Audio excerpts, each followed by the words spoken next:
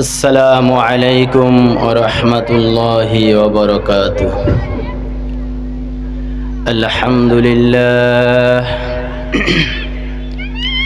الحمد لله نستعينه ونستغفره ونؤمن به ونتوكل عليه ونعوذ بالله من شرور أنفسنا ومن سيئات أعمالنا من يهد الله فلا مضل له ومن يضلل فلا هادي له وأشهد أن لا إله إلا الله وحده لا شريك له وأشهد أن محمدا عبده ورسوله أرسله بالحق بشيرا ونذيرا أما بعد فأعوذ بالله من الشيطان الرجيم بسم الله الرحمن الرحيم شهر رمضان الذي أنزل فيه القرآن هدى للناس وبينة من الهدى والفرقان فمن شهد منكم الشهر فليصم إذا جاء نصر الله والفتح ورأيت الناس يدخلون في دين الله أفواجا فسبح بحمد ربك واستغفره إنه كان توابا. قال النبي صلى الله عليه وسلم مجلس فقه خير من عبادة 60 سنة. قال النبي صلى الله عليه وسلم مجلس فقه خير من عبادة 60 سنة. ما كان محمد أبا أحد من رجالكم ولكن رسول الله وخاتم النبيين وكان الله بكل شيء عليما. إن الله وملائكته يصلون على النبي يا أيها الذين آمنوا صلوا عليه وسلموا تسليما. يا اللهم صل على سيدنا مولانا محمد وعلى آل سيدنا مولانا محمد. নবীর মায়া ছেড়ে মানুষ কোথায় আছো বুঝি না, তোমার মায়ায় কান্দে নবী, তোমার মায়ায় কান্দে নবী শুয়ে সোনার মদিনায়। আল্লাহুম্মা সাল্লি আলা সাইয়্যিদিনা মাওলানা মুহাম্মদ। লা ইলাহা ইল্লাল্লাহ লা ইলাহা ইল্লাল্লাহ। হায়াতের মালিক যে মাওলায়, রিজিকের মালিক সেই মাওলায়। লা ইলাহা ইল্লাল্লাহ লা ইলাহা ইল্লাল্লাহ লা ইলাহা ইল্লাল্লাহু মুহাম্মাদুর রাসূলুল্লাহ সাল্লাল্লাহু আলাইহি ওয়াসাল্লাম। জয়দেবপুর বরবারি হুসাইনি সংগঠনের উদ্যোগে ইসলামী সুন্নি মহাসম্মেলন আয়োজন করা হয়েছে। অত্র আয়োজনে সভাপতি জনাব মোহাম্মদ আতাউর রহমান সাহেব, জয়দেবপুর বরবারি। সিনিয়র সভাপতি জনাব মোহাম্মদ দাউদুল ইসলাম দাদন, জয়দেবপুর বরবারি। আজকের প্রধান আলোচক আল্লামা সৈয়দ মাকদুম শাহ আল মাদানী, পীরজাদা ইমামে রাব্বানী, দরবার শরীফ হাজীগঞ্জ চাঁদপুর। প্রধান আকর্ষণকারী শেখ মোহাম্মদ মিনহাজুল ইসলাম আবদিন সফুবি, বিশাল বড় মাহফিলের আলোচক, আমন্ত্রিত উলামায়ে কেরাম,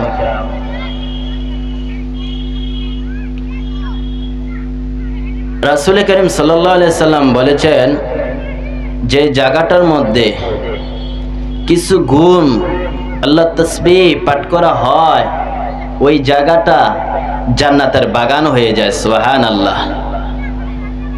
আমরা এমন এক বাগানের মধ্যে এসে বসতে পেরেছি, আসতে পেরেছি, কত যে ভাগ্য ভালো। অথচ এই সময়টার মধ্যে হযরত ইজারাত বসেন, অথচ এই সময়টার মধ্যে অনেক মানুষ হসপিটালে বিভিন্ন ধরনের রোগ বালা মুসিবতের মধ্যে এখনো পড়ে আছে, খেতে, বাজারে, রোডঘাটে, রাস্তায়, দোকানপাটে, বিভিন্ন কাজে নিয়োজিত মানুষ অবহেলায় সময়কে কদর দিতে জানে না। অথচ আল্লাহর নবী বলেছেন যে জায়গাটার মধ্যে দ্বীনি কথা হবে, দ্বীনের চর্চা হবে, ওই জায়গাটা একটা জান্নাতের বাগান হয়ে যায়। সুবহানাল্লাহ। অথচ আমরা এমন এক নবীর উম্মত হইতে পেরেছি যে নবী না সৃষ্টি করলে কোন কুল কায়নাতি আল্লাহ সৃষ্টি করতেন না। সৃষ্টির মূল রহস্যের উদ্দেশ্য হলো আপনার আমার নবী। আপনার আমার নবী যদি না বানাইতো আল্লাহ দুনিয়া সৃষ্টি করতো না। অথচ বাবা আদম থেকে ঈসা রুহুল্লাহ পর্যন্ত কোন নবীর আদর্শের মতো এত সুন্দর বাজেটও দেয় নাই, কিন্তু আপনার আমার নবীর মধ্যে, তার উম্মতের মধ্যে এই বাজেট দিছে একমাত্র আখিরি নবীর জন্য, এবং বলে দিয়েছে তোমরা গিয়ে বলে দিবে, অন্যান্য নবী রাসূলকে বলে দিছে তোমরা গিয়ে বলে দিবে আখিরি নবী আসতেছে। আদম নবীকে বলে দিছে গিয়ে বলো আখিরি নবী তোমাদের মাঝে আসতেছে। আদম আলাইহিস সালাম এক পর্যায়ে তার সন্তানদেরকে নিয়ে বসে বসে আলাপ চরিত্র করতেছে আর বলতেছে, সেখানে নবী শীষ আলাইহিস সালাম সন্তানদেরকে বুঝাইতেছে, নসিহত করতেছে, ও বাবা শীষ শোন, এমন এক নবী তোমাদের মাঝে প্রেরণ করবে যার নাম হবে মুহাম্মদ, এবং তার ধর্ম যদি এসে বলে ওই নবী আর কাউর দিকে তাকাইও না, তার উম্মত হয়ে যায় ওগা। শীষ নবী কয় বাবা ওই নবী কি আপনার চাইতেও বেশি বড় নাকি? আদম নবী কয় বাবা শীষ মাজলিসের মধ্যে করিস না এত ফিস। তোমার বাবা আদম একটি মাত্র ভুলের কারণে 350 বছর ঘুরাইছিল, কিন্তু ওই নবীর জন্য আরশের মধ্যে 350 বছর পর যখন আমি আসমানের মধ্যে দেখেছিলাম ওই মুহাম্মদের নাম, তার উসিলা যখন চাইছি, আল্লাহ তোমার বাবা আদমকে ক্ষমা করছে, মা হাওয়ারও তোমার ক্ষমা করছে। দেরি করিস না শীষ। তো আমরা হইলাম সেই এক নবীর উম্মত, যে নবীর উম্মত হইতে পশু পাখি অন্যান্য নবী রাসূলের উম্মত পাগল ছিল। কত ভাগ্য ভালো আমরা সেই নবীর এক উম্মত হতে পেরেছি। এই ধন্য কাকে বুঝাইব? অথচ দিনের মাজলিস তৈরির মধ্যে মানুষগুলো রাস্তা প্রান্তে ঘুরতেছে, বেগানা অবস্থা, মা বোনরাও রাস্তায় ঘুরতেছে। আমি অনুরোধ করব তাদেরকে, বাবারা রাস্তাঘাটে সময়টা একটু না দিয়ে দিনের মাজলিসে বসো, কারণ তুমি আর আমি কত বছর আর বাঁচবো। আজকের মাহফিল কালকে আগামীকাল আর পাওয়া যাবে না। আজকের জন্য এই বাগান অর্থাৎ এই সওয়াবটা তুমিও হাসিল করো। যদি তুমি দুনিয়াতে সারা জীবন বেঁচে থাকো তাহলে রাস্তার প্রান্তরে ঘুরে ঘুরে কাটাও। এই কারণে আবার অনুরোধ করব, যেখানে ঘুরে আছেন রাস্তা প্রান্তরে সকলকে বলবো একটু আসেন, দিনের রাস্তার কথা আপনিও শুনুন। যদি না শুনতে ভালো লাগে, বেন্না মনে হয়, তাহলে ঘুরেন, কোনো বাধার কোনো আবিষ্কার নাই। আমরা আখিরি নবীর উম্মত, যে নবী না হইলে কুল কায়নাত হইতো না, যে নবী না যাইলে আল্লাহর জান্নাতের দরজা পর্যন্ত খুলতো না। সুবহানাল্লাহ। আমরা হলাম সেই এক নবীর উম্মত। ইদ্রিস আলাইহিস সালাম নবীজি যখন গমন করছিলেন, ইদ্রিসের সাথে যখন সাক্ষাৎ হয়েছিলেন, নবীজি ডাক দিয়ে বলতেছেন, ইদ্রিস তোমার তো অনেক ভাগ্য ভালো, তুমি সসম্মানে আল্লাহর জান্নাত দেখতে পেরেছো। ইদ্রিস আলাইহিস সালাম ডাক দিয়ে বলে, ওগো নবীজি হাবিব, কার কথা আর দুঃখের কথা কাকে আর বলবো? এমন এক নবী যখনই দরজার গেটের মধ্যে নক দেয়, শুধু বলে ভিতর থেকে ফেরেশতারা, আখিরে নবী আসার আগ পর্যন্ত দরজা কারোর জন্য খোলা হবে না। সুবহানাল্লাহ। সেই এক নবীর উম্মত আমরা হইতে পেরেছি, ইসলামে দাখিল হইতে পেরেছি, এটাতে আমাদের কত বড় ভাগ্য, এটা বলার শেষ নাই, সীমানা নাই। ইয়া আইয়ুহাল্লাযীনা আমানু দুখুলু ফিস-সিলমি কাফা। আমার আল্লাহ ডাক দিয়ে বলে, বন্ধু হাবিব গো, আপনার উম্মতেরা বলে দেন তারা যেন সঠিক পথে দিশারি হয়, ইসলামের মধ্যে দাখিল হয় পরিপূর্ণভাবে। যদি ইসলামের মধ্যে দাখিল হতে পারে গো বন্ধু, তাদের কি বাজেট হবে, কি পুরস্কার পাবে? ফাইনাল জান্নাতা হিয়াল মাওয়া, একটা একটা ধরে জান্নাতের মধ্যে আমি আল্লাহ গমন করব। কেন? জান্নাত আপনার আমার জন্যই তো। ফারিকুম ফিল জান্নাতি ওয়া ফারিকুম ফিস সাঈর। আল্লাহ বলে, বন্ধু জান্নাতও বানাইলাম, জাহান্নামও বানাইলাম আপনার উম্মতের জন্য।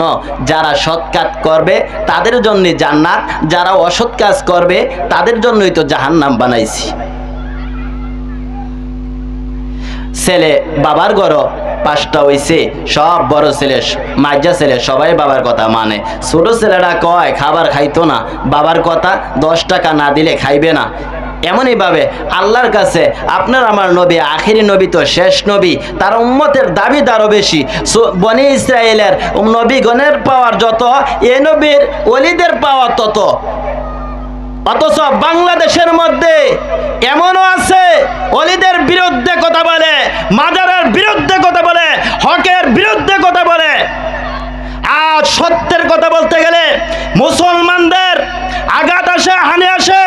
অথচ বাংলার জন্মভূমি, হ্যাঁ মুসলিম জনতা, তোমরা জাগ্রত হও, সামনে ভয়ঙ্কর অবস্থান আসছে। মনে রাখো, এই সোনার বাংলাদেশের মধ্যে শাহজালাল ইয়ামিনের কারণে সোনার বাংলাদেশ সোনার খনি হয়েছে। বর্তমানে যারা মাজারকে বাঙ্গার কুচক্র করছে, তাদের জবাব দেওয়া হবে দাঁত ভেঙে। অথচ আজ আলেমের সমাজের মধ্যে আলেম সমাজের কথা বলতে দেওয়া হয় না। কাদের দেশের মধ্যে থাকো, কাদের সাথে বেদবি করো, সোনার বাংলাদেশ হলো সোনার খনিতে পরিণত। কিসের নেশা হয়েছে? এই দেশের মধ্যে নবী আসে নাই, এই দেশের মধ্যে এসেছে একমাত্র নবী আর আম্বিয়া কেরাম আসে নাই। এই দেশে হচ্ছে উলামায়ে কেরাম, ওলিদের সাথে আজ করা হচ্ছে বেদবি। তোমরা ভুলে যাও না, ভারতের মধ্যে খাজা মঈনুদ্দিন চিশতি রহমাতুল্লাহ আলাইহি কবরের মধ্যে গিয়া গৌরাঙ্গদেব বলেছিলেন যে এই কবরের মধ্যে ওলি জীবিত থাকে না, তাদের ওলিদের কবর শেষ করে দেওয়া হবে, ভেঙে দেওয়া হবে। সালামের প্রশ্নে একবার আসসালামু আলাইকুম, 2 বার সালাম দিয়েছে, 3 বারের মধ্যে খাজা মঈনুদ্দিন চিশতি রহমাতুল্লাহ আলাইহি সালাম ফিরায়ে নামাজের উত্তর দিয়েছে ওয়ালাইকুম সালাম। এই সোনার বাংলাদেশের মধ্যে আরেকটা কথা স্পষ্ট ভাষায় বলে দিতে চাই, হিন্দু খ্রিস্টান ইহুদি নাসারাদেরকে তাদের পক্ষে রয়ে মুসলমানদের যে বাচ্চারা তাদের পক্ষে রয়ে দালালি করছে, এই দেশের মধ্যে কিন্তু গৌরবিন্দর মুসলিম জনতাকে আরেকটা হুঁশিয়ার করতে চাই, শাহজালাল ইয়ামিনী আজানের ধ্বনিতে কিন্তু থরথর করে কাঁপছিল। সেই সোনার বাংলাদেশের মধ্যে আজ গজব দেখা দিচ্ছে। কারণ একটাই, ছোটরা বড়দের সম্মান করতে শিখছে না, ছোট মা বোনেরা স্বামীর স্ত্রী সম্মান করতে জানছে না, যার কারণে সোনার বাংলাদেশে এখন গজব দেখা দিচ্ছে। কেন? আমরা তো হলাম বাংলাদেশের মধ্যে সোনার খনিতে পরিণত। সেই বাংলাদেশের মধ্যে আজ কেন আসতো আঘাত হানি? প্রশ্ন কি তোমার জানে না? ছেলে আজ বাবাকে হত্যা করছে, মেয়ে আজ মাকে হত্যা করছে, স্ত্রী আজ স্বামীকে হত্যা করছে। এই সোনার বাংলাদেশের মধ্যে আজ প্রতিদিন রেকর্ড শোনা যায় পত্রিকা খুললে। এগুলো কেন? সোনার বাংলাদেশে সোনার খনি আবারও ফিরবে, শাহজালাল ইয়ামিনের মতো যদি দেশ আবার হয়। রাস্তা প্রান্তরে ঘুরে ঘুরে বেড়াচ্ছ, সময় নষ্ট করছো, অথচ আল্লাহ নবী হায় আফসুস করছে একটা সময়ের জন্যে। মহিলারা আজ বেপরদাভাবে ঘুরছে, যেমনি মন চায় তেমনি সময় নষ্ট করছে। পারলাম না বাবার সাথে মহব্বত দেখাইতে, পারলাম না মায়ের সাথে মহব্বত দেখাইতে, কি হবে আমল করে? যদি আজ আমরা সঠিক পথের দিশারি হতে পারতাম, আজ যদি আমরা পরিপূর্ণভাবে ইসলামে দাখিল হইতে পারতাম, তাহলে আমাদের মধ্যে এই সমস্যাগুলো দেখা দিত না। এটা তো অন্যান্য নবীর জন্য এই মাজলিস তৈরি হয় নাই, এটা তো আপনারা আমার জন্য এই মাজলিস তৈরি হয়েছে। দিনের কাজের মধ্যে কেন আমরা অটল থেকে বিরত থাকবো? আখিরের নবীর উম্মত, যে নবীর উম্মতের জন্য অন্যান্য নবী রাসূল পর্যন্ত পাগল ছিল, অথচ আমরা সেই নবীর উম্মত হয়ে পারলাম না বেয়াদবি ছাড়তে, পারলাম না বড়দের সাথে মহব্বত বাড়াইতে।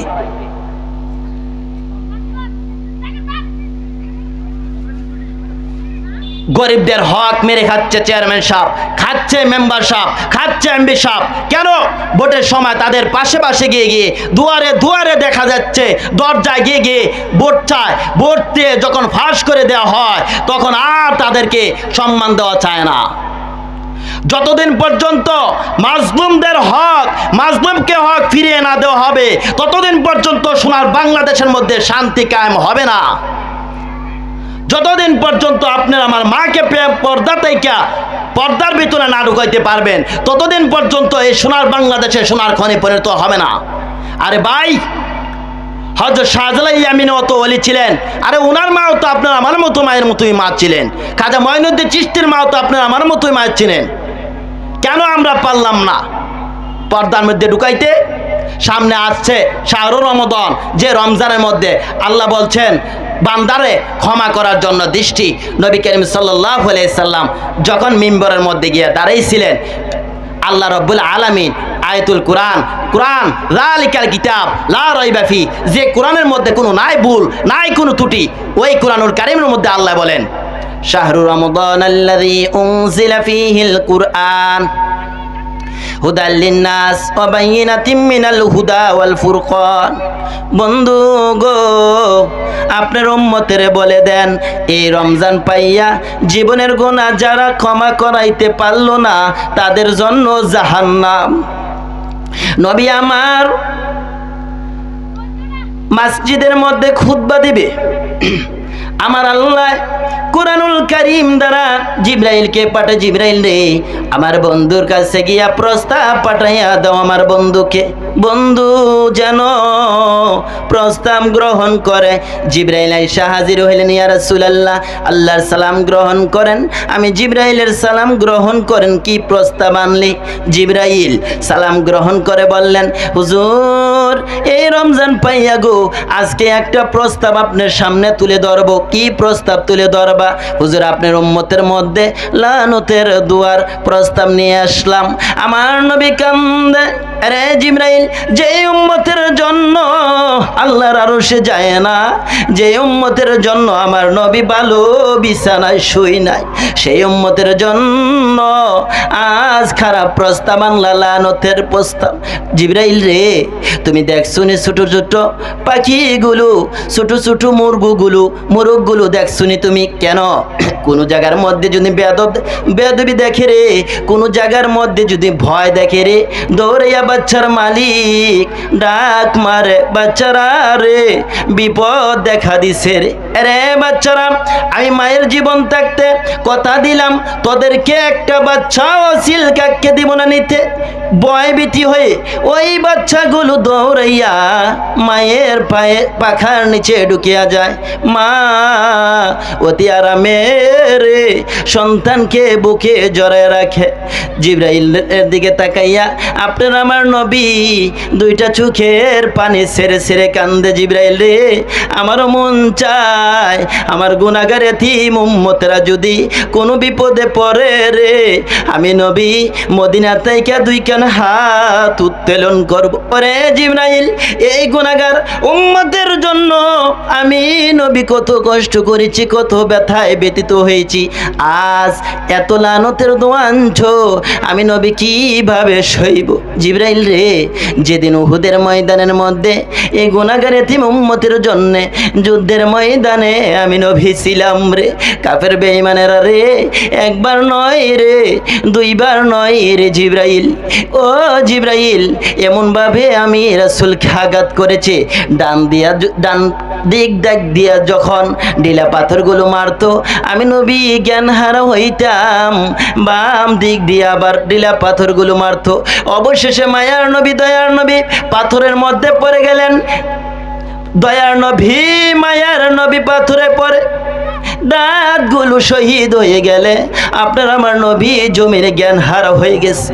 হযরতে জিবরাইল আপনার আমার নবীকে তাদের হাত থেকে তুলিয়া উহুদ পাহাড়ের মাঝামাঝি নিয়ে কান্দে। উহুদের পাথর রে, দেখ রে, যে নবী না হইলে তুই হইতি না, আমি হইতাম না, কোনো কুল কায়নাত হইতো না। সেই নবীকে মারতে মারতে কি অবস্থা করে দিয়েছে, একটু ভালো বিছানার ব্যবস্থা করে দে, আল্লাহর বন্ধু রে শোয়াই। জিবরাইল বলেন, এইভাবে ডাক দেওয়ার সাথে সাথে দেখি লম্বা একটা পাথর ফেটে তুলার মতো নরম বিছানা হয়ে যায়। হযরত জিবরাইল এই বিছানার মধ্যে আপনার আমার নবীকে শোয়ে রাখলেন। নবীর জ্ঞান ফিরে না। অনেকক্ষণ পর মায়ার নবী দয়ার নবীর জ্ঞান ফিরলে গো, নবী ডান দিকে তাকায়, বাম দিকে তাকায়। জিবরাইল ডাক দিয়া বলে, হুজুর আমি জিবরাইল আপনার পাশে। আমার নবী কান্দে, জিবরাইল আমার সাহাবীরা কই রে, আমার অবস্থা ভালো না রে, কই রে আমার সাহাবীরা? জিবরাইল বলে, ইয়া রাসূলুল্লাহ, সাহাবীদের খবর পরে নেবেন গো নবীজি, আগে বলেন দাঁত ভাঙ্গা ব্যথা কেমন লাগে, আমি আল্লাহর কাছে পৌঁছায় দেব। বলেন মাথা ভাঙ্গা ব্যথা কেমন লাগে, আমি আল্লাহর কাছে পৌঁছায় দিব। আমার নবী কান্দে, জিবরাইল রে, দাঁত ভাঙ্গা ব্যথা কেমন জিগাইলি, মাথা ভাঙ্গা ব্যথা কেমন জিগাইলি, আমার গুনাহগার এতিম উম্মতের ব্যথা কেমন জিগাইলি না? রে জিবরাইল শোনো, দাঁত ভাঙ্গা ব্যথার চেয়েও মাথা ভাঙ্গা ব্যথার চেয়েও রে জিবরাইল আমার গুনাহগার এতিম উম্মতের ব্যথা বেশি। জিবরাইলের এই ব্যথা শুই না হুজুর আল্লাহর অপেক্ষা দিদারে গো, এই ব্যথা উম্মতের জন্য তো গ্রহণ করেন। আজ তো লানতের দোয়া হুজুর শুনুন, আগে কি শুনবো জিবরাইল বল, কি শুনবো? মিম্বরের মধ্যে মায়ার নবী দয়ার নবী দাঁড়াইলেন। প্রথম মিম্বরে দাঁড়াইলে হুজুরি রমজান মাস পাইয়া, রোজা পাইয়া যে উম্মতেরা জীবনের গুনাহ ক্ষমা করাইতে পারলো না, ওই উম্মতের উপর আল্লাহ আল্লাহ লানত পড়ুক। আমার নবী শুধু কি বলতে হবে? আমিন বলতে হবে। নবী বলে, যে উম্মতের জন্য আমি নবী এত কষ্ট করলাম, সেই উম্মত যদি না বুঝে, এই নাফরমান উম্মতেরও আমি নবীর দরকার নাই। আমিন লাগাই দিলেন। দ্বিতীয় সিঁড়ির মধ্যে নবীজি উঠলেন। বন্ধুগো, ও হাবিব, আল্লাহর হাবিব দ্বিতীয় সিঁড়ির মধ্যে উঠলে কয়, যে উম্মতেরা বাবা মার ছেলে অবাধ্য, এই উম্মতের উপর আল্লাহ লানত পড়ুক। নবী বলে, ঠিক আছে, যারা বাবা মা পাইয়া বেদবি করবো এই উম্মতের আমার দরকার নাই, লানত লাগাই দিছে। হুজুর তৃতীয় নাম্বার মেম্বার উঠলে ডাকে, হুজুর যে উম্মতেরা আপনি নবীর নাম শুননা দূরত পাঠ করে নাই, ওই উম্মতের উপর লানত পড়ুক। এখন তো এক কিসিমের আলেম বালুইছে, মৌলবী বাড়িছে, নবীজি দুরুদ পড়তে রাজি না। কি কন? কিছু কিছু আছে না, আপনারা তো ডরায় জানগা কথা কইতে,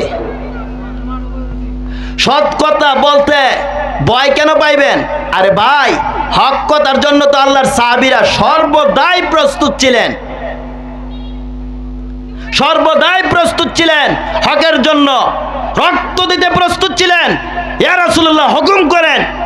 আরে ওমরে ফারুক রাদিয়াল্লাহু তাআলা তো নিজের বাবার গর্দান পর্যন্ত কেটেছে হকের জন্য। আমরা কেমন বীর মুসলিম হইলাম? আজ বলতে হয় না সঠিক কথাগুলো, অতীতের কাহিনী আমরা বলতে চাই না, আরে তারপরে বলতে হয়।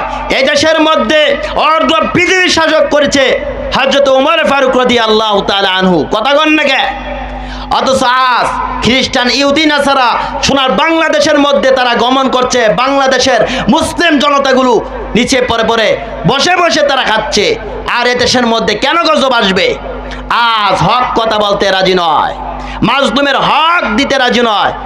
আজকের এমপি, আজকের প্রধানমন্ত্রী তারা চেয়ারে বসে, পুলিশ লাগে, আর্মি লাগে, বিডিআর লাগে। ইসলামী শাসনের মধ্যে ওমরে ফারুক রাদিয়াল্লাহু তাআলা আনহুর মধ্যে কোনদিন তো একজন র্যাব বাহিনী লাগে নাই, একজন পুলিশ লাগে নাই। আপনারা আমার মধ্যে কেন থাকবে? আপনি তো পারলাম না ছেলেকে বেদ্যবে তাদু বলা শিখাইতে, আমি তো পারলাম না বাবাকে সম্মান করতে। আরে ভাই, আমি তো পারলাম না মাকে সম্মান করতে, কেন পারলাম না? হযরত ওমর ফারুক রাদিয়াল্লাহু তাআলা আনহু তিনি ছিলেন কেমন বাদশা? অর্ধ পৃথিবীর বাদশা। আজও তার কথা বললে কাফের বেঈমানরা থরথর করে কাঁপে। অথচ মুসলিম সমাজ জনতাগুলো তারা কেন বিরু হয়ে শেয়ালের মতো বাঁচতে চায়? জয়দেবপুরকে অনুরোধ করব, এই এলাকাগুলোর মা বোনদেরকে কমপক্ষে ওলিয়া উলিয়াদের ভাইদের বিরুদ্ধে করবেন না। এই সোনার বাংলাদেশের মধ্যে এই এলাকা সোনার খনিতে পরিণত হবে ইনশাল্লাহ। যদি করতে পারেন, যদি স্বামীর কদর করতে পারেন, সন্তানের হক আদায় করতে হবে। আজ পারলাম না আমরা বেয়াদবি শিক্ষা দিতে, পারলাম না হকের দাওয়াত দিতে, পারলাম না ভালো ব্যবহার করে তাদেরকে কাছে আনতে। আজ আমরা সঠিক কথা বললে চাকরি থাকে না, ইমাম সাহেবের থাকে না, সঠিক পথে চললে মামলার অবস্থান এই সোনার বাংলাদেশে এখন বাবা দেখা দিচ্ছে নি। যদি পারতাম আজ সম্মান করতে, তাহলে আমাদের মধ্যে এই সমস্যাগুলো আসতো না। হযরতে ওমর ফারুক রাদিয়াল্লাহু তাআলা আনহু কেমন বাদশা ছিলেন, যার ভয়ে বাঘে হরিণ একসাথে পানি খাইতো। সুবহানাল্লাহ। আজ এই কথাগুলো তো আমাদের বলতে হয় না,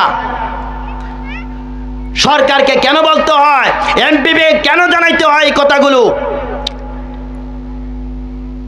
নবী করিম সাল্লাল্লাহু আলাইহি সাল্লাম বলেছেন, যারা সঠিক পন্থায় অবলম্বন না করবে, সঠিক পথের দিশারি যারা না হবে, কাল কিয়ামতের ময়দানে উল্টা করে জাহান্নামের মধ্যে নিক্ষেপ করা হবে। এই নিক্ষেপ আপনাকে আমাকে সতর্ক দেওয়া হয়।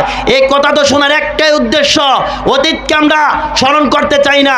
অতীতের উদ্দেশ্য দ্বারা মুসলিম জনতাকে জানিয়ে দেওয়া হয়, হ্যাঁ মুসলিম জনতা, তোমরা ওমরে ফারুকের মতো হয়ে যাও।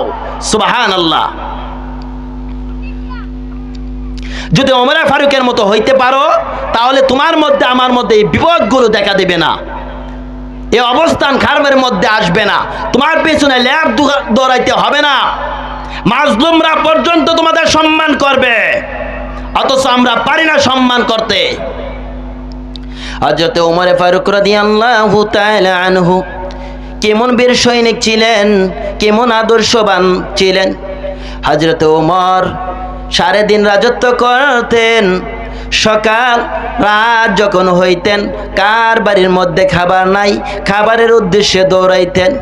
ও ধনীরা, কে হইবা গো উমর? আরে বাদশার দল, ও রাজত্বের দল, ও ধনীর দল, এই তো সামনে রমজান মাস হাজির হইল। হযরত ওমরে ফারুক দৌড়াইতেন, গ্রামে গ্রামে ঘুরতেন। জঙ্গলার পশু পাখিরা ওমরকে সম্মান করতেন কতটুকু। ওমর দেখতেন কার বাড়ির খাবার নাই, খাবারের অবস্থান নাই, না জানে আমি ওমর কাল কিয়ামতের ময়দানে আল্লাহ রাব্বুল আলামিনের দরবারে আমি ওমর না জানে হাজিরা দিতে হয়। ওমর রে, অর্ধ পৃথিবী শাসক করেছ, আজ একজন খাবার নাই, গরিব দুঃখী, আমি ওমর হাজিরা দিতে হবে। এই ভয়ে ওমর ঘুমাইতেন না। রাতে রাতে ঘুরতেছেন, হঠাৎ করে তাকায় দেয় কে বাচ্চার মা, শুধু পানি বসাইছে, খাবার নাই, খাবার নাই, খাবার নাই।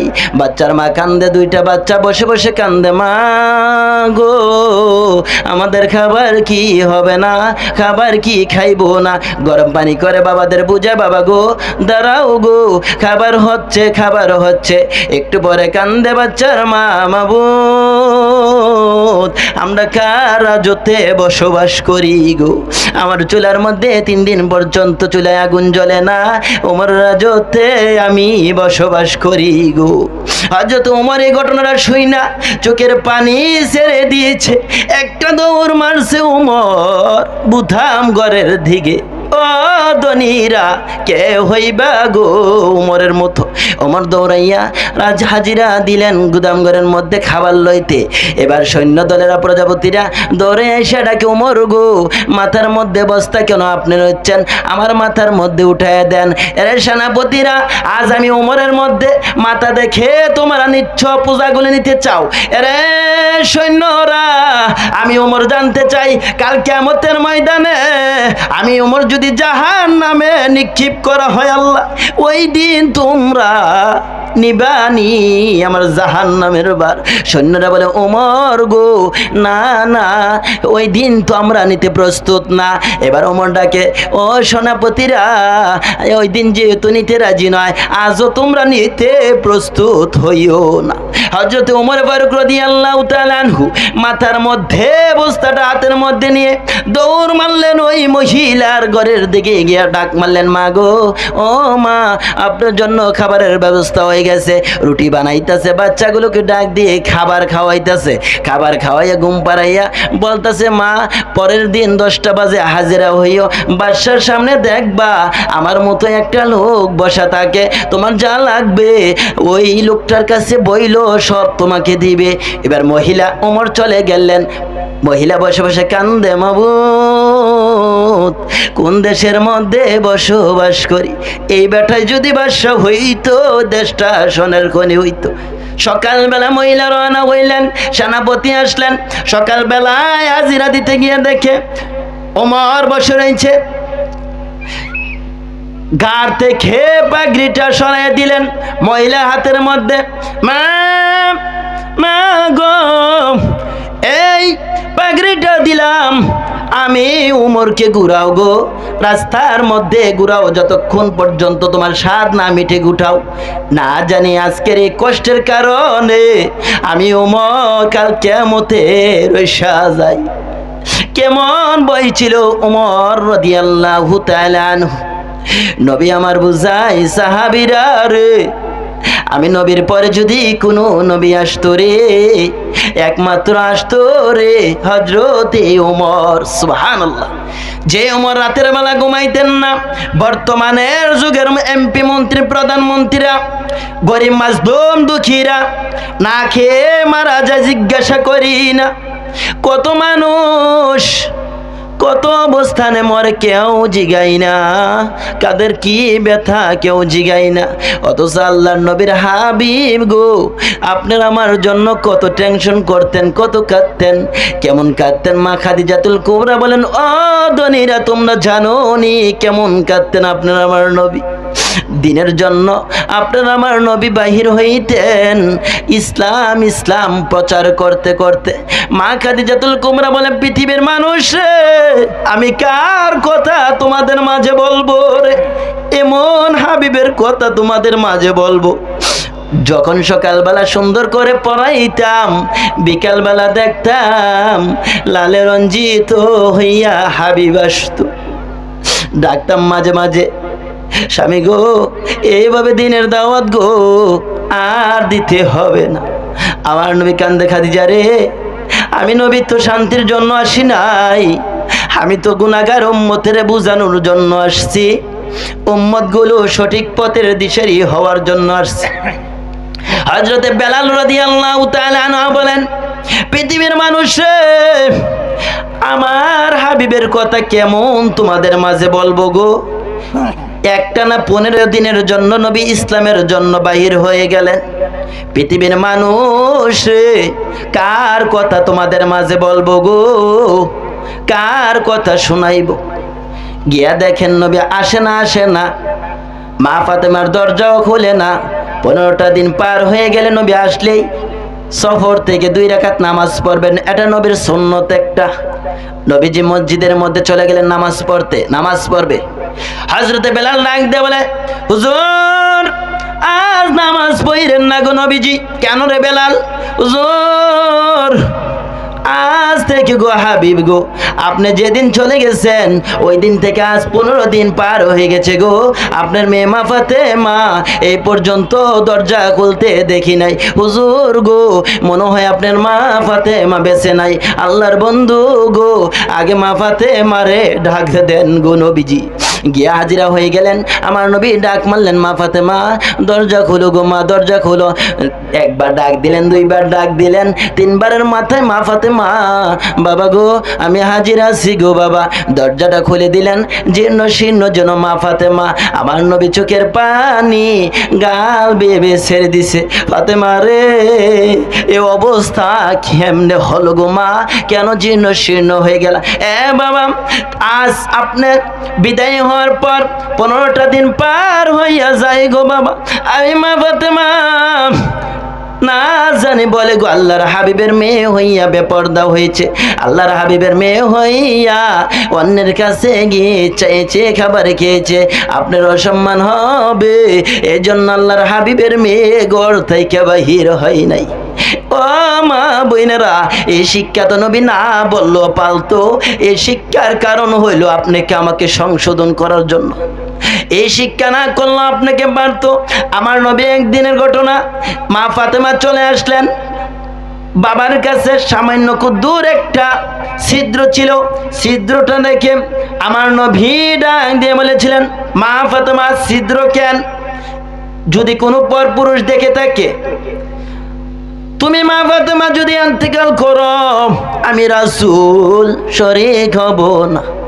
ও মা বোনেরা, কি শিক্ষার উদ্দেশ্য হইল তোমাদেরকে আগে শিক্ষা করা। আপনারা আমার নবী এই শিক্ষা না করলেও পারতেন, এই শিক্ষা না দিলেও কিন্তু পারতেন। এই শিক্ষার উদ্দেশ্য হলো আপনাকে আমাকে নাজাতের জন্য।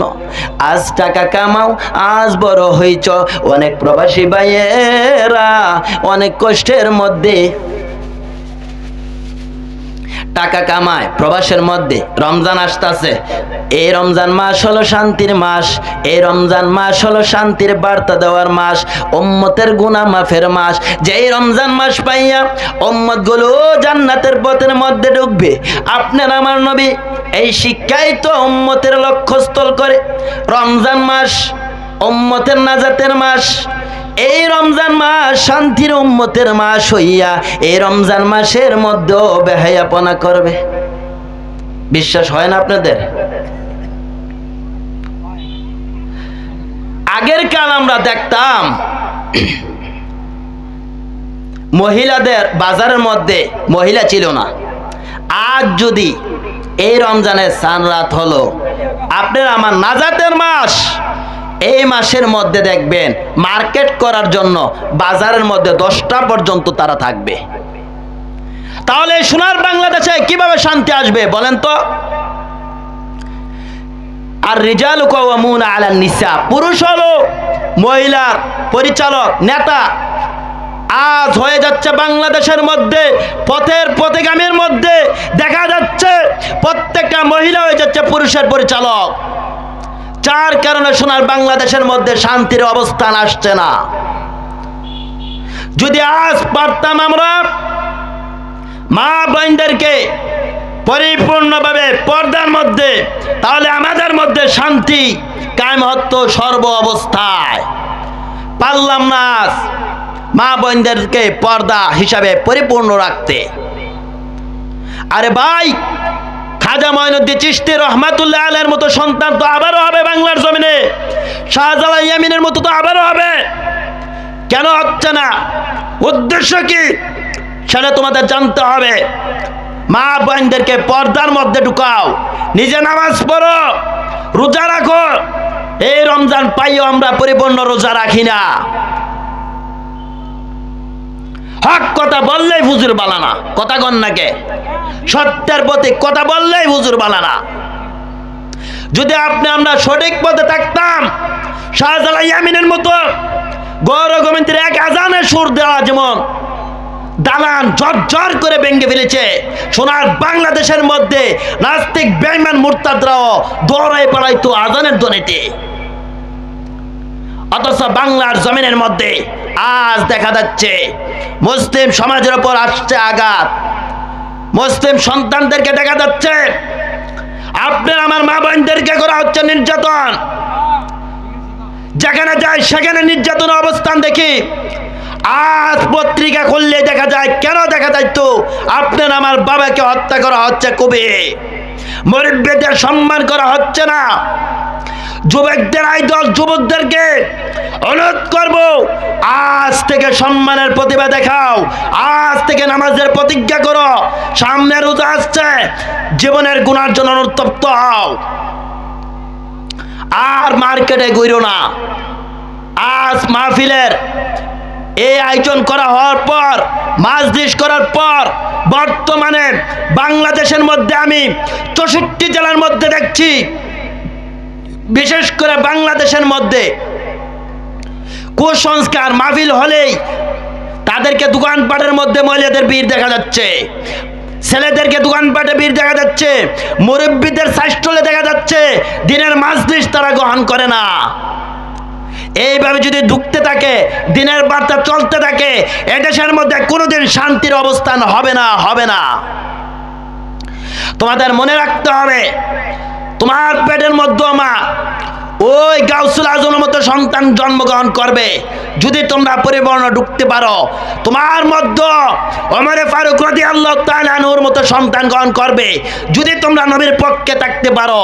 বাবাদেরকে অনুরোধ করব, যারা প্রধান উপদেষ্টা পদের মধ্যে আছে, এমপি মন্ত্রী, তাদেরকেও আজ লক্ষ্যস্থল করে বলতে চাই, আপনাদের সন্তান সোনার বাংলাদেশ সোনায় পরিণত হবে ওই দিন, যেই দিন এই দেশের মধ্যে কুরআনুল কারীম দ্বারা এই দেশ রাষ্ট্র পরিচালনা করা হবে, এই দেশের মধ্যে আযানের ধ্বনি হবে, প্রত্যেকটা মুসলিম নামাজের জায়গার মধ্যে অবস্থান করবে, ততদিন এই দেশের মধ্যে শান্তির বার্তা কায়েম হবে।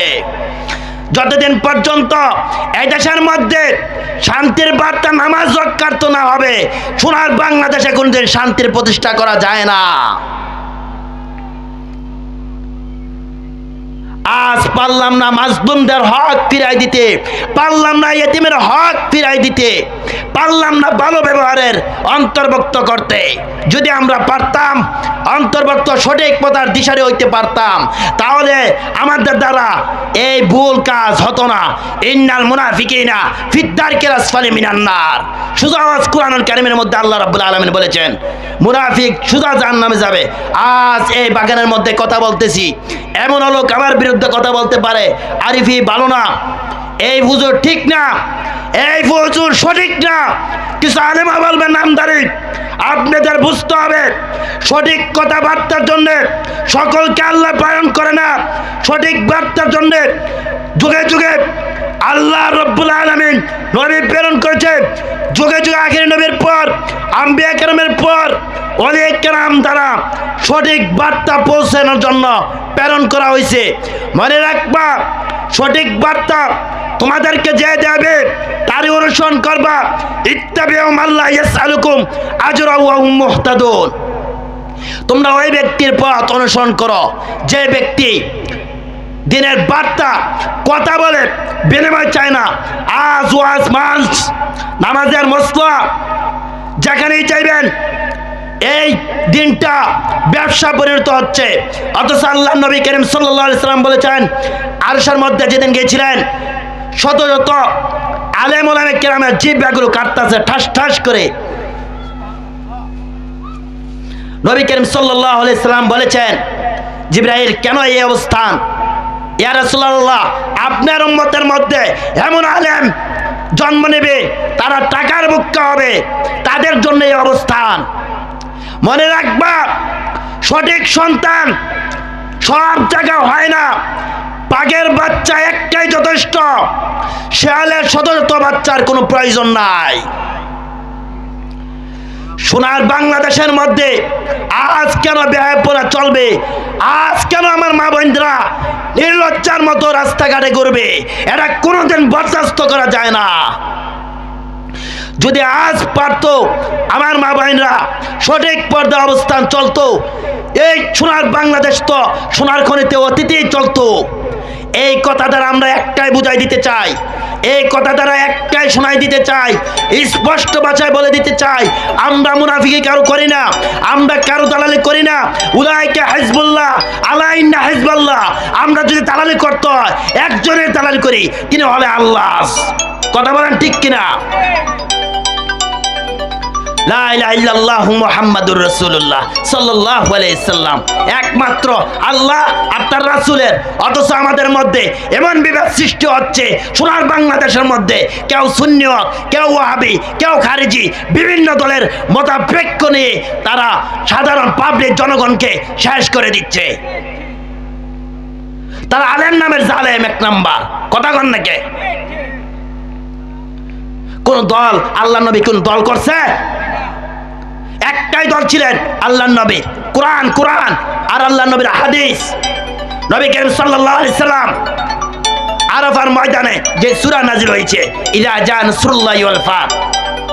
হ্যাঁ মুসলিম জনতা, স্পষ্ট ভাষায় বলে দিতে চাই, জানাই দিতে চাই, হ্যাঁ নবী আপনি বলে দেন, শান্তির বার্তা ধৈর্যের মাধ্যমে বিজয় আপনার দিকে আসবেই আসবেই। সোনার বাংলাদেশের তদ্রুপ আমরা বলতে চাই, এই দেশের মধ্যে নামাজ রোজা কায়েম করলে, হক পথে চললে, এই সোনার বাংলাদেশের সোনার খনিতে এমনি পরিপূর্ণ হবে। বেদবিগুলো আগে ছাড়েন, শান্তি এমনি আসবে। পারলাম না বেদবিগুলি ছাড়তে, আমরা বড়দের সম্মান করতে পারলাম না। কিছু কিছু মাদ্রাসা, এত মাদ্রাসা করার কোনো পরিপূর্ণ অবস্থান দরকার নাই। বাংলাদেশে ভরপুর মাদ্রাসা আছে। সন্তানগুলো আমরা অনুরোধ করব, মা বোনদেরকে স্কুলে পড়ান, স্কুলে পড়েও সোনার খনি হইতে পারে, দিনের বার্তা উঠতে পারে। মনে রাখতে হবে তোমাদের, দিন ছাড়া যাবে না।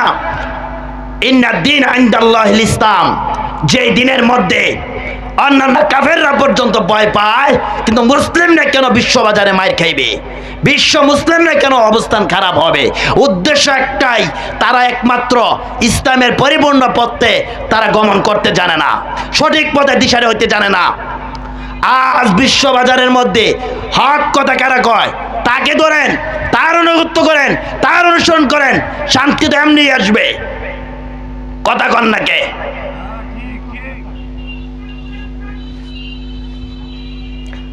আজকে আমি আরিফি আপনাদের মাঝে এখানে আসছি, আর কে আসবো বলা যায়? আল্লাহ কই দিন কবুল করে বলা যাইবে? আপনাকে আমাকে এই কথার উপর আমল করার তৌফিক দান করুন, সকলে বলেন আমিন। হযরত ওমর ফারুক রাদিয়াল্লাহু তাআলা আনহু, ইমাম হাসান আর হুসাইন খেলাধুলা করতেছে, খেলার মাঠের মধ্যে হঠাৎ কইরা ডাক মারছেন ওমরের ছেলেকে। কথাটা মনে আছে?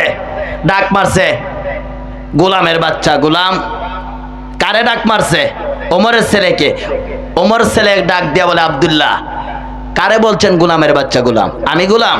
আমার বাবা তো অর্ধ পৃথিবীর শাসক, আমাকে গোলাম বলছেন?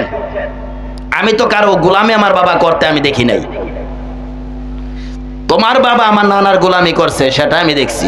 হুসাইন ডাক মারছে, চোখের পানি ছেড়ে ছেড়ে বাবার কাছে গিয়া পৌঁছাইছে, বাবা আপনি বলে গোলাম নবীজির? ইমাম হুসাইন হাসান বলছে, না আমি তো কারো গোলাম না। কাটতেছে, বিচারটা করতেই হবে। শুক্রবার জুমার দিন হাজিরা হচ্ছে আলী হুসাইনকে নিয়ে জুমার ঘরে হাজির হয়েছে, বিচার করতেই হবে। ঠিক আছে বিচার করব। মেম্বরে দাঁড়ায় ডাক মারলে, ও ইমাম হুসাইন, তুমি কি আমাকে গোলাম বলছো? আলী বলে, ভাই ওমর, কাজটাকে একটু হালকা নিলে হয় না? আপনি বসেন, আপনি বসেন। হুসাইন বলছো, হ্যাঁ বলেছি।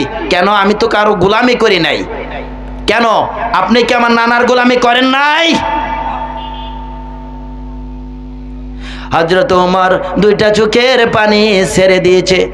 মসজিদের বারিন্দার নববীর মুসল্লিরা গো, তোমরা সাক্ষী থাকো গো, তোমরা সাক্ষী থাকো গো। ইমাম হুসাইন বলেছে, আমি ওমর নাকি গোলাম হতে পেরেছি। আরে মসজিদের নববীর বারিন্দার মুসল্লিরা, আমি ওমর এই নবীর গোলামি করেছি, একটাবারও মায়ার নবী দয়ার নবী আমাকে বলে নাই আমি নবীর গোলাম হইতে পেরেছি। নবীর নাতি ইমাম হুসাইন আমাকে সার্টিফিকেট দিল আমি নাকি গোলাম হইতে পেরেছি।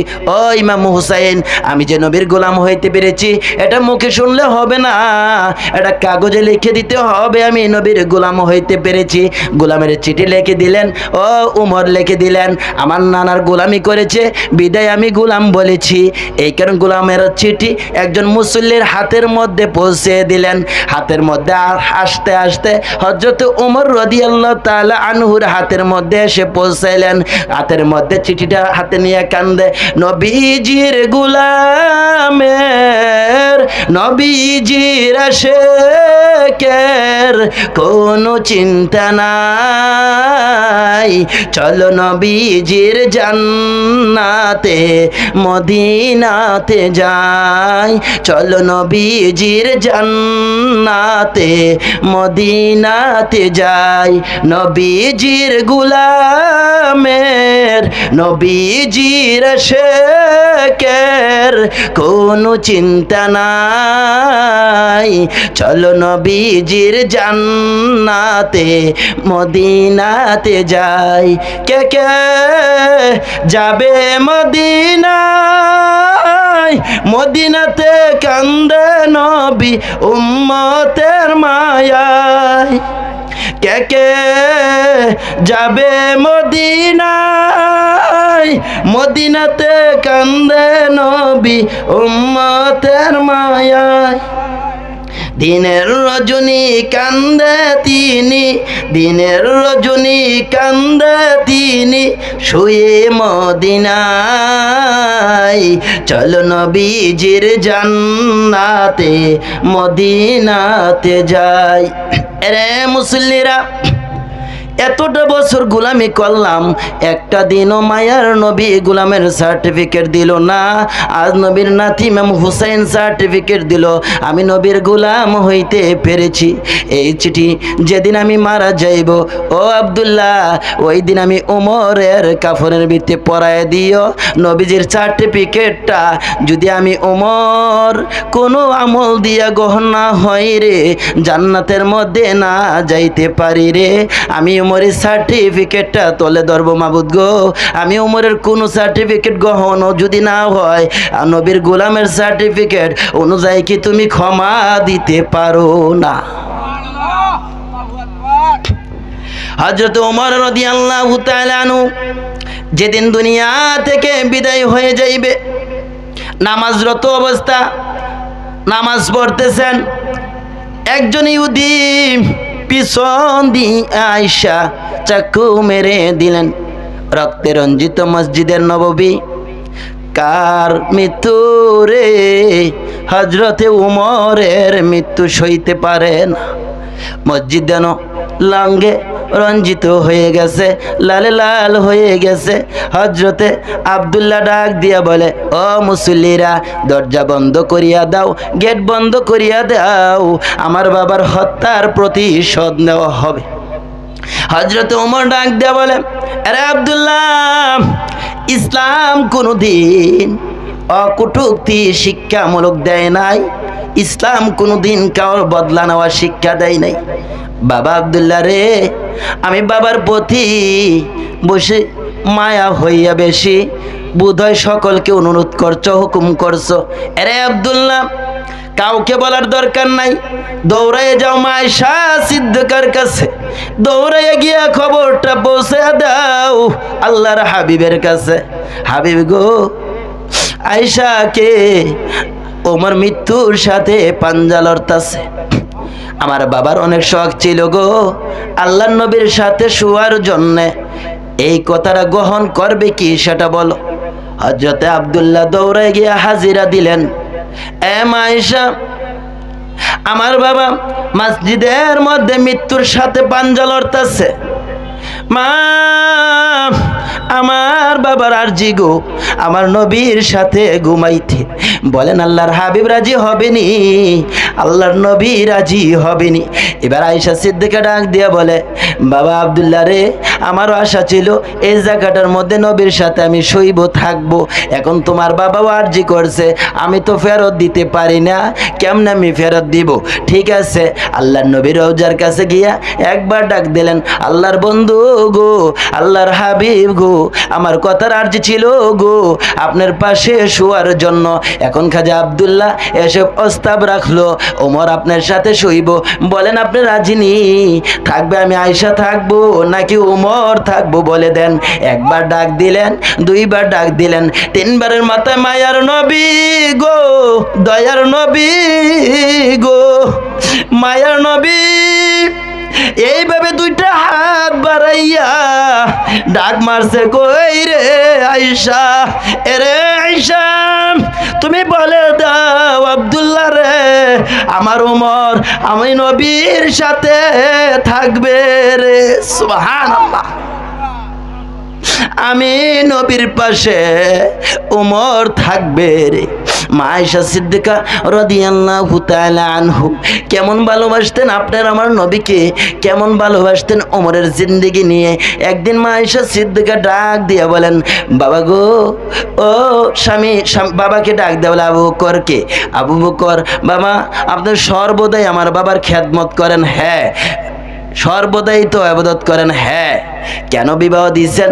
আবু বকর ডাক দিয়ে বলে, মা গো, জীবনে কত আমল করলাম আমি আবু বকর, না জানি আমি বকর জাহান্নামে চলে যাই।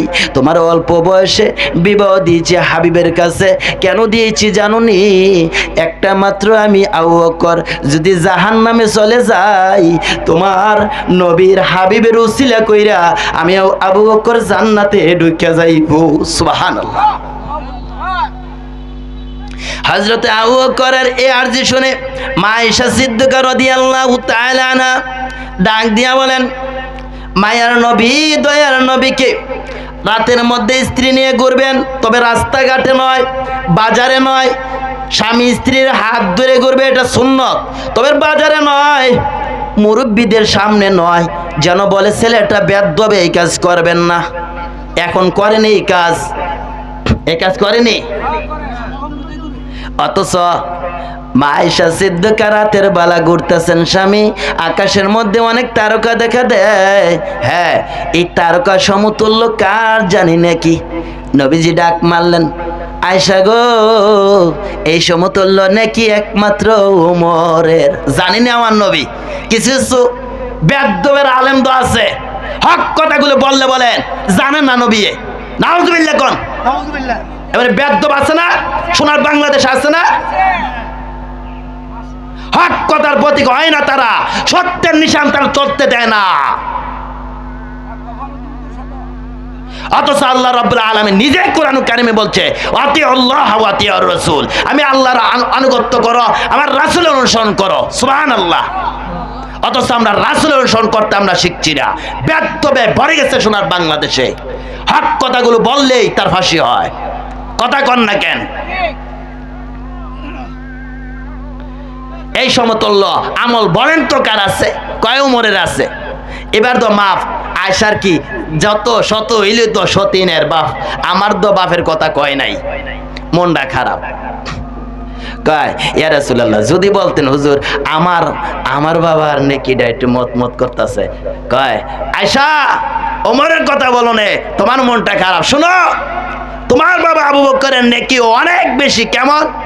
সমস্ত উম্মতের নেকি যদি এক পাল্লায় দেওয়া হয়, আর তোমার বাবার নেকি যদি এক কাতের নেকি যদি এক পাল্লায় দেওয়া হয়, তোমার বাবার নেকি বার হয়ে যাবে। সুবহানাল্লাহ। মা আয়েশা সিদ্দিকা রাদিয়াল্লাহু তাআলা আনহু ডাক দেয়া বলে, বাবা গো, ওই নেকিগুলো কোন রাত্র গো, আমি জানতে চাই গো বাবা। আমার নবী দুইটা চোখের পানি ঘাল ভেবে ছেড়ে দিয়েছেন। আয়েশা রে, ওই রাত্রগুলো শুনবা নির আয়েশা, ওই রাত্রগুলো যেদিন আমি গুনাহগার উম্মতের জন্য কাফের বেঈমান মুশরিকগুলো আমি নবীকে চতুর্দিকে আঘাত করেছিলেন। বাবার ব্যথা হারাইয়া, মায়ের ব্যথা হারাইয়া, গুনাহগার এতিম উম্মত কোথায় কোথায় কইয়া আমি নবী হিজরতের জন্য বাহির হয়েছিলাম। হিজরতের জন্য গভীর রাতে আপনারা আমার নবী গিয়া ডাক মারলেন। আবু বকর লাব্বাইক বলে আবু বকর হাজিরা দিয়েছিলেন। আমার নবী ডাক দিয়ে বলে, আবু বকর ঘুমাও নাই? হুজুর, আজ থেকে 6 মাস আগে নবীজি আপনি নবী বলেছেন সঙ্গী হব আমি আবু বকর গো নবীজি। আল্লাহর কসম করে বলি গো, ওই দিন থেকে আমি আবু বকর একটানা 6 মাস এক রাত্র ঘুমাই নাই গো। ওই দিন থেকে মায়ের নবী আজানের সময়টা